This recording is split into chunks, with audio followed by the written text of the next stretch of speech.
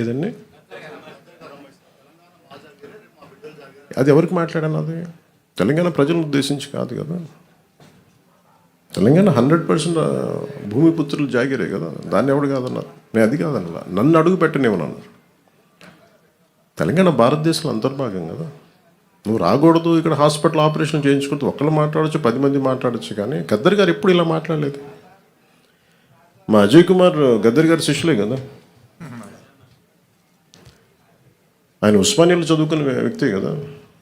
Radical మూమెంట్స్లో తిరిగిన వ్యక్తే కదా ఆయన. ఇది మేబీ వాళ్ళు ఏదైనా చూడకుండా ఏదైనా పొరపాటు అని ఉన్నారు. నాకు వాళ్ళు బాగా తెలుసు కదా, వాళ్ళ కుటుంబం కూడా. అది సరిగ్గా అర్థం చేసుకుని ఎక్కువ మాట్లాడుతుండొచ్చు, అంతకుమించి ఇంకేమన్నా. వాళ్ళంటే నాకు అందరికీ చాలా ఇష్టం. నాకు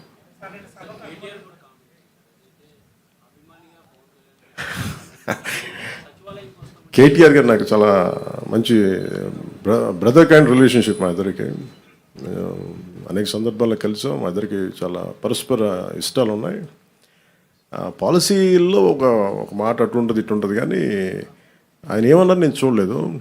నాకు తెలిసి ఆయన తప్పుగా ఏం మాట్లాడుకుంటారు, నాకు తెలుసు. అదే అనుకుంటా.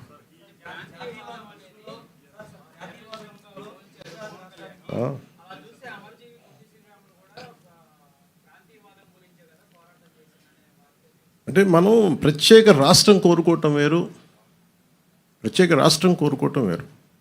ఇప్పుడు అమర్జీ పొట్టి శ్రీరాములు గారు ప్రత్యేక రాష్ట్రం కోరుకున్నారు. తెలుగు ప్రజలు కావచ్చు, ఆంధ్ర ప్రాంత ప్రజలు కావచ్చు. దాన్ని ఆయన త్యాగం చేశారు అంతే. ఆయన కూర్చోబెట్టి గొడవ పెట్టలేదు. తెలుగు వాళ్ళందరికీ రాష్ట్రం కావాలని కోరుకోవటం వేరు, కానీ ఎక్కడ మిగతా వాళ్ళు రాకూడదు, అసలు అలాంటి దూషణ ఎక్కడ చేయలేదు. ఇది నేను అంటుంది ఏంటంటే, ఇట్స్ నాట్ అబౌట్ ఒక తెలంగాణ గురించో ఒక ఆంధ్ర గురించో కాదు.